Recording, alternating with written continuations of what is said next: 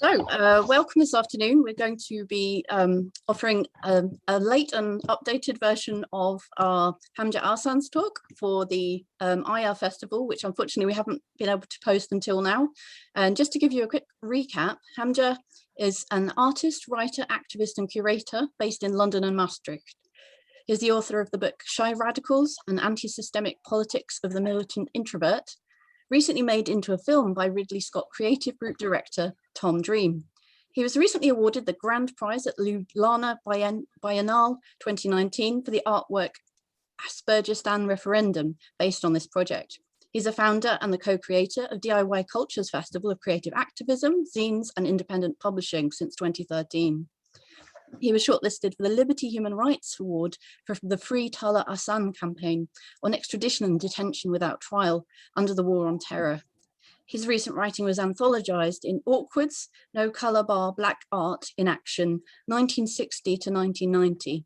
He has presented art projects at PS1 MoMA, New York Art Book Week, Tate Modern, the Gwangju Biennale, the Shant Festival in Pakistan, the Bethlehem Gallery, Autism Arts Festival, and CCA in Warsaw, Poland. His practice encompasses all media, including conceptual writing, building archives, performance, video, sound, and making zines. He is currently a resident artist at the Jan van Eyck Academy from 2020 to 21 in the Netherlands. He's on the editorial board of the radical mental health magazine, Asylum. And without further ado, I'd like to invite Hamja to begin his presentation. Thank you. Hi, thank you for having me, and it's been a really wonderful initiative, and more of these events, please.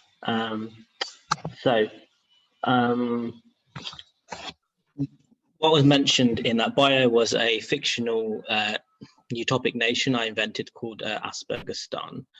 Which is the topic of this book, Shy Radicals, and the film, and something I developed further artworks of. But it grows out of a movement around zine culture. So zine culture has really had a revival probably in the last 10 or 15 years, which is strange for a printed medium. And for those who don't know what zines are, they're like independent, handmade, often underground subculture of publications that's sometimes associated with punk or specialist interests.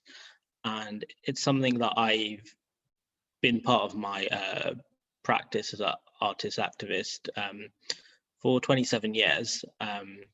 And if you go at DIY Zine Bank on Instagram, you can see the whole full archive of my collection. But within zine culture, you have this sort of amalgamation of like unofficial knowledges or an attitude which sort of rejects officialdom and classifications and different ways of knowledge or relating to each other. There's no aspiration, for example, to be like a mass market thing, and yeah, these are a number of the zines I've sort of collected over the years.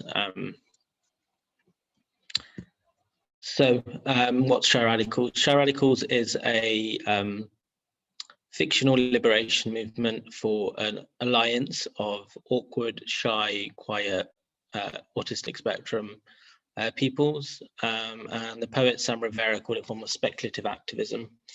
And so I see myself as sort of a Black Panthers of introvert class or non-neurotypical people, and I want to overthrow something called extrovert supremacy.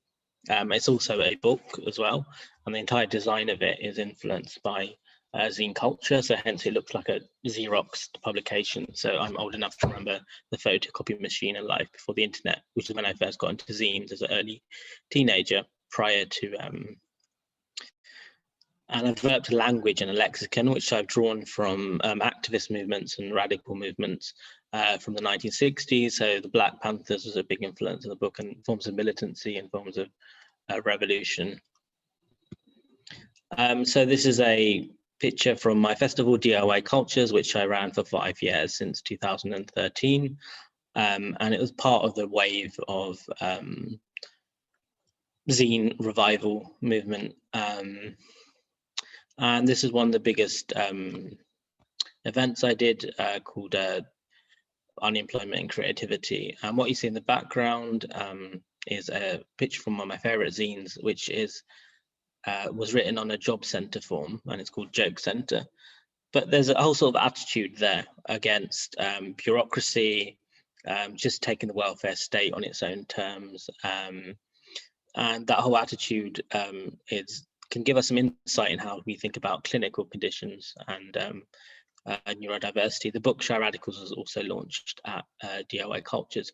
There's a whole revival, especially of neurodivergent zines, in the final edition of DIY Culltures, which is in 2017. We did long tables around the topic of neurodiversity, and it was DIY Culltures is funded by 3 people, one of whom, Helena Wee, is also neurodivergent as a person. So this is the pictures from the launch of the last DIY Culltures. And the way, I guess in zine culture, since you're sitting at a table, you often make some of your best friends. You find sort of alternative communities, a sort of face-to-face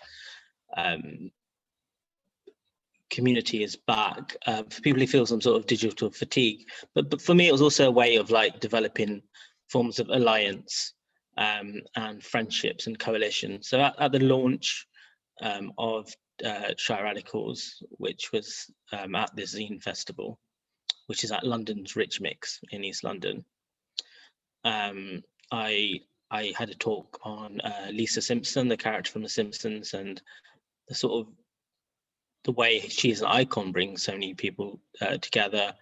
I had the author of Guerrilla Aspies, Paul Wadey. I had Joe Moran, who's just written an amazing book on cultural studies history of shyness called Shrinking Violets. I had someone also, Shukri Sultan's a young interior architect, talk about the architecture of places and open plan offices and what's good for. And also, this is the first event I did. So I've been touring Shy Radicals now for like 4 years. I've done nearly 100 different dates in like, I don't know, maybe a dozen countries now, all the way from Slovenia to Canada, and in different contexts. But the way in which Shy Radicals and zine culture reopens these spaces, and I guess also in terms of the way I select panels, is that there's a literary festival class of people who speak at festivals, and I've done radical political festivals, and I would be just as much interested in the testimony of someone unemployed rather than going by a star system. And I think that's what zine culture is. But this is one of my favorite zines ever. It's Rachel Rowan Olive, who's probably identifies as neurodivergent. And it's by a collective called Studio Upstairs Therapy Collective, which it's part of. And the zine's called A is for Awkward. And these are just 3 panels from the zine, which sums up entirely why I love zines and what potentiality they have. So A is for Awkward. It says, I'm not sure I want to be alive anymore. There's no social etiquette appropriate for the situation. So creating a form of identification, awkwardness, or identity that transcends like maybe simple stratified demographic ones, such as, I don't know, like ethnic group or whatever tick box category. E is for evaluation forms. 9 out of 10, would you have had nervous breakdown here again? 3 out of 10, food disgusting, nurses rude. So there's a sort of mocking of sort of the over bureaucratization of life within like zine culture. And H is for helpful suggestions. Have you tried just not hating yourself? And I think even in sort of NHS guidelines, we have this sort of some of the, you know, mindfulness and the sort of less helpful obviousness and sort of positive thinking. But I think within those 3 panels, there's something in which sort of an attitude towards official forms of knowledge, which you can take from. I also just recommend looking at Rachel Rowan Olive's just brilliant zine. She's on Instagram, she's on Etsy, she's a wonderful creator and one of my favorites. And within the sort of scrappiness of it, it's not like a shiny brochure, it's not like a Photoshop thing. So this idea anyone could be part of it, this idea that your thoughts just as relevant, and the way in which the amateur is just sort of sometimes in a position you know, like the testimony of your experience is as important as a sort of professionalized, overdetermined knowledge too. And also the space of the doodle and the idle thought, like where do they figure in our assessment? So this is from the Brown University zine archive, which has a wonderful zine archive related to disability. And these are two zines by neurodivergent people. And so one's called FU, I'm dyslexic, and I just did zine. Another one's like, don't effing look at me, thanks.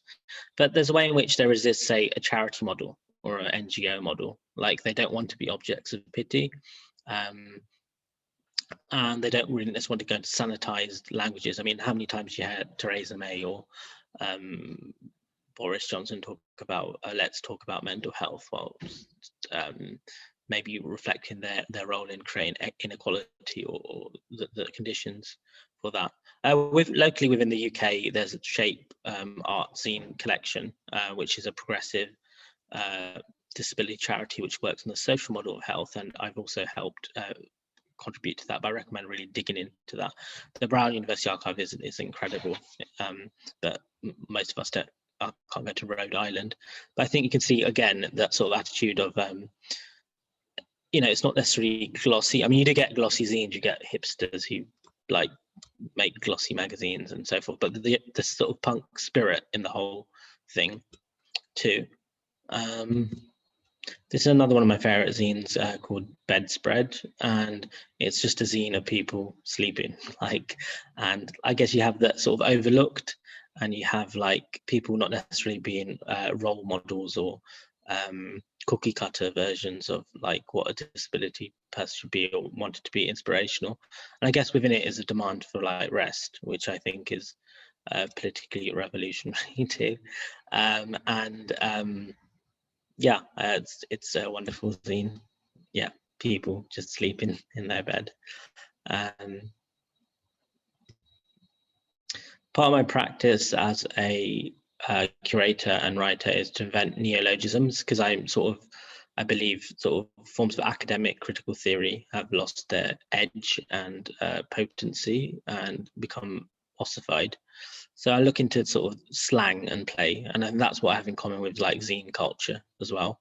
So some of the vocabulary I developed for the book Show Radicals include like introfarda, cross between intifada and introvert, Islamic extreme unicism, that's actually not in the book, developmentia, cross between development and dementia.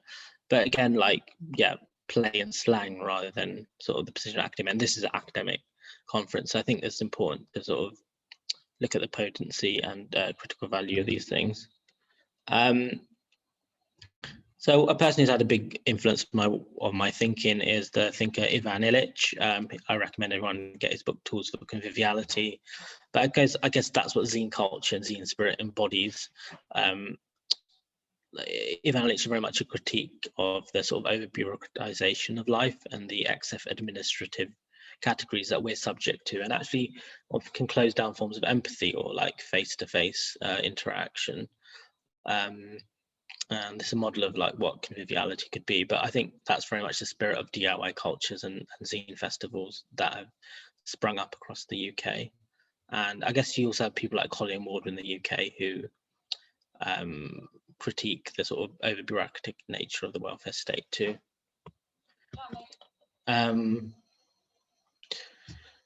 So that's some more wonderful examples. One of the person I toured with in Show Radicals a number of times is Dolly Sen, who describes herself as a professional madwoman, and this is one of her publications. It's almost like a cross between a zine and a mini book. So the DSM-69, which is a manual psychiatric disorder. So it's a sort of playful, punky take on the Diagnostic Statistical Manual, which is the ultimate form of like the overclassification of human beings. And some more zine. There was a wonderful blog called Autistic Zines, which was actually inspired by an earlier talk I gave at Autism Zine Fair about autistic zines, which is to catalogue them all and show you where you can get them all.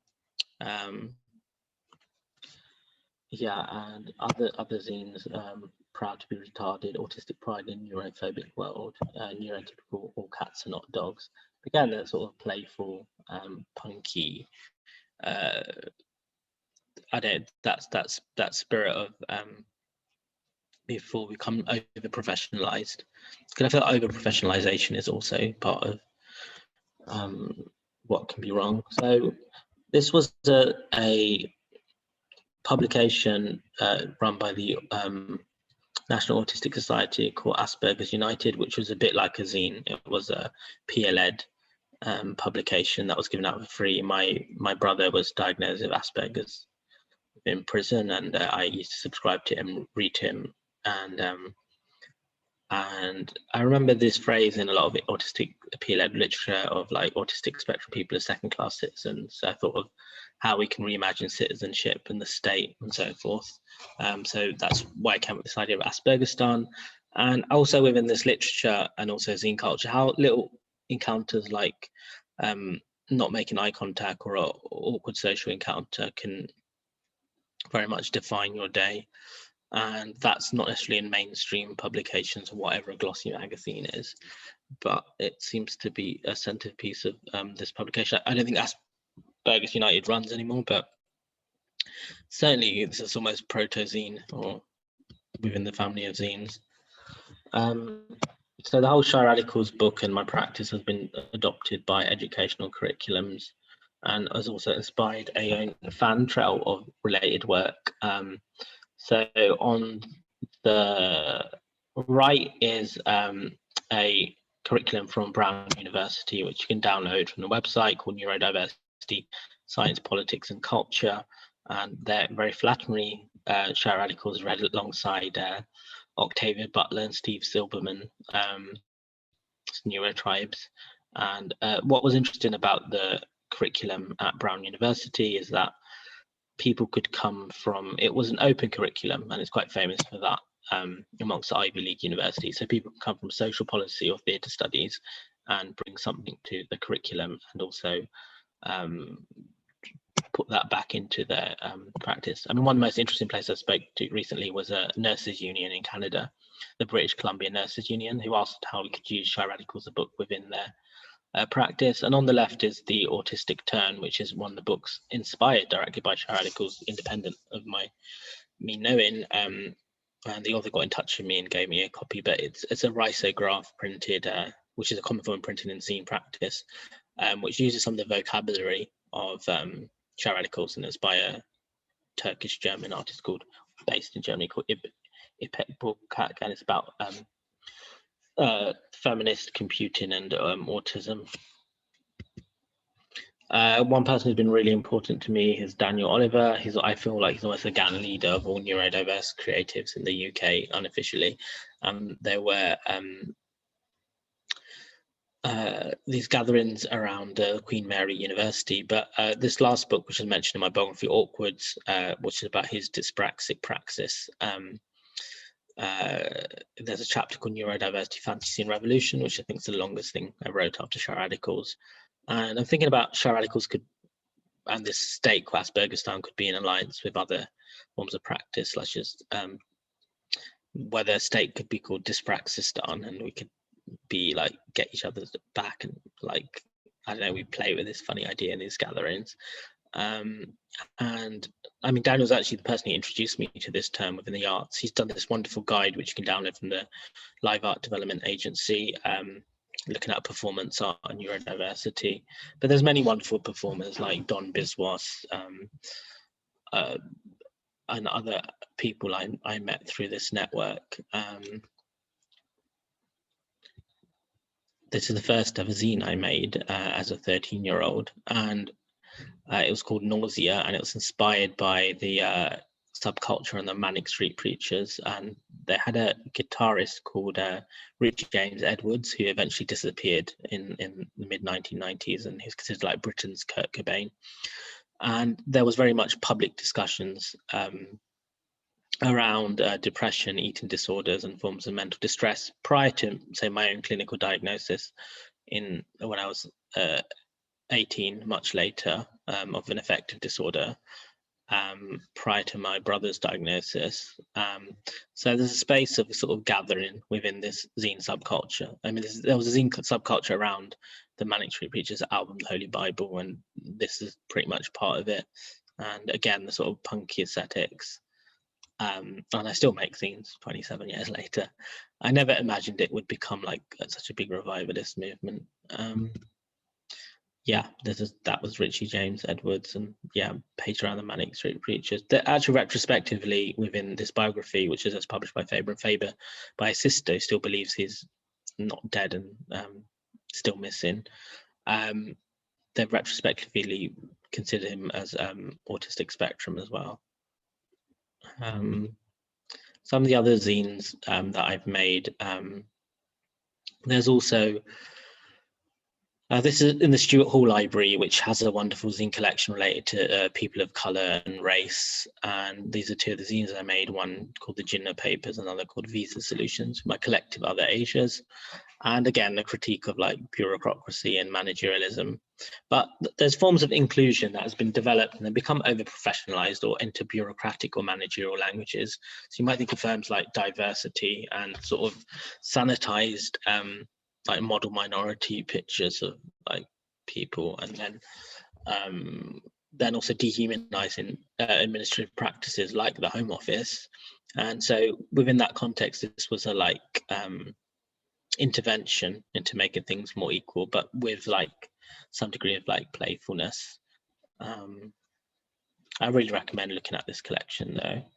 A wonderful zine that is in circulation is called Dear GP, and it's like patient written clinical assessments of their mental health professionals, but it's a wonderful way of reversing that field of knowledge and authority, and reversing the clinical gaze. And it's still going as far as I know. Autism Room 101 was a zine I picked up recently, which is almost around the game, a game-like structure. Again, play is very important. And so this zine maker asked members of the autistic community what would they put in Room 101, and things were like things that make noise, people who laugh on it, several reason invasive questions, clicking back to like Donald Trump, but this sort of wonderful playful structure, which I think can open up both academia and professional practice. A wonderful zine Rudy Lowe made called Vent, which was then turned into a t-shirt. This is one of the pages from where she has loud white men and opinions that matter. So the whole zine is a series of intersection diagrams, but this one particular page is made into a t-shirt. But imagine you put the word loud with the same level of parity as like whiteness or male, because there's a lot of right in the patriarchy, there's a lot of lighting on decoloniality and postcoloniality, but it's overlooked the first category. So I guess that's what my practice with Shy Radicals does as someone who's introverted and quiet. Like, I mean, loudness is about the structure of listening, I guess, and like what underlines the nature of being power and political representation and that. Also, as part of my practice, I've been on the editorial board for about a year of Asylum magazine, which is a radical mental health zine. I've been helping them recirculate their work. That's been going since the 1980s, 1982, and grew out a mad pride movement and other things. It doesn't have so much of a line against the medical model, but it critiques, looks at things like the welfare state. The reason they had like Black Lives Matter special issue, but it's still going, and it's open to call. So if you have any thoughts on this talk, do contribute.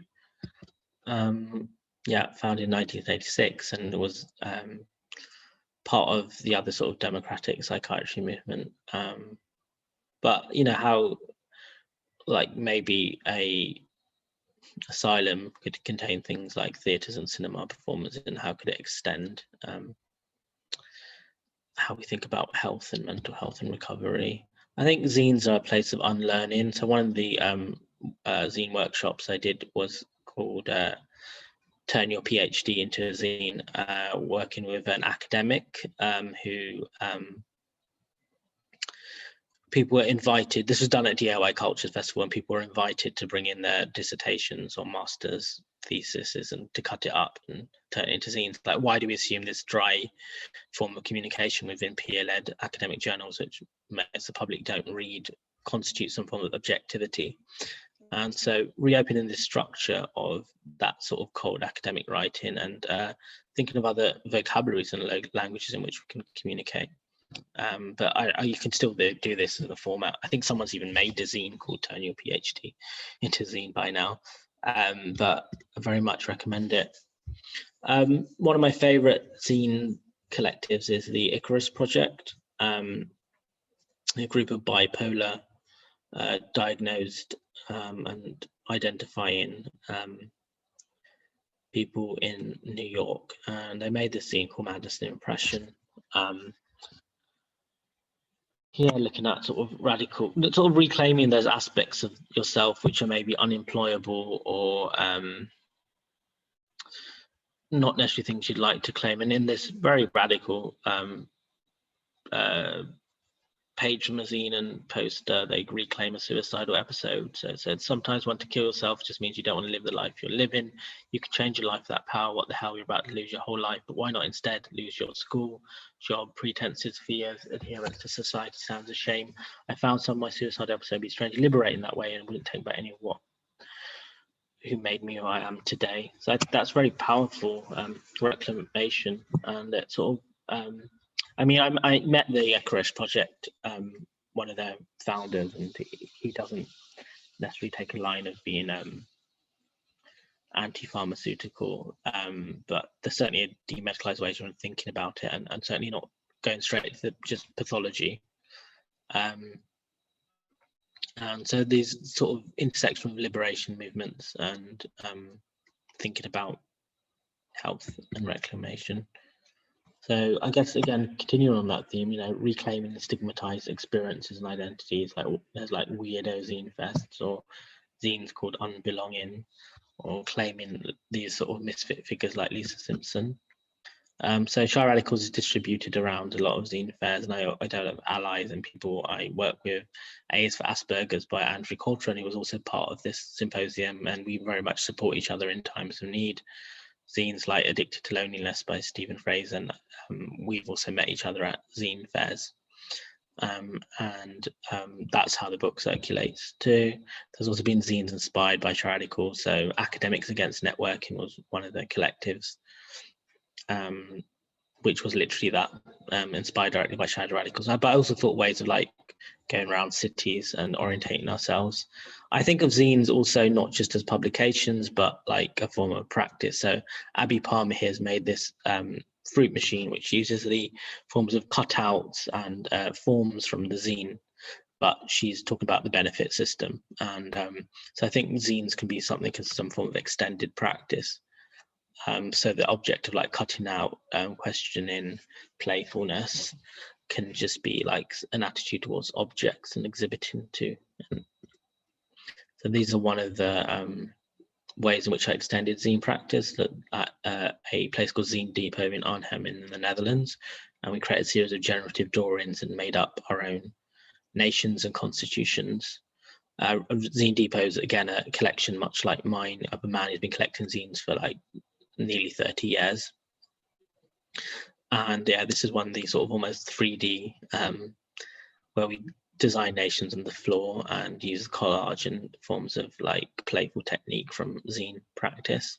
And then, yeah, again, using the constitutional form in part of Shy Radicals. So zines are about thinking conclusively, the ways of questioning how we think about access, participation, and outreach. And ways of thinking that beyond multicultural managerialism, as a phrase by the art theorist Sarat Maharaj. And it makes us question who are the gatekeepers, who is in power, how to subvert that power, and what is authority. And the whole Shy Radicals practice and stuff is also part of this film, which you can please look at the trailer on Shy Radicals, but zine making and this sort of 90s alternative subculture is certainly part of that. And neurodiversity like is really being integrated into like art spaces such as the Quiet Room in Tate Modern, which is for neurodiverse people, and spaces of social curating practice such as Tate Exchange. So yeah, that's my final message. Make zines and destroy fascism.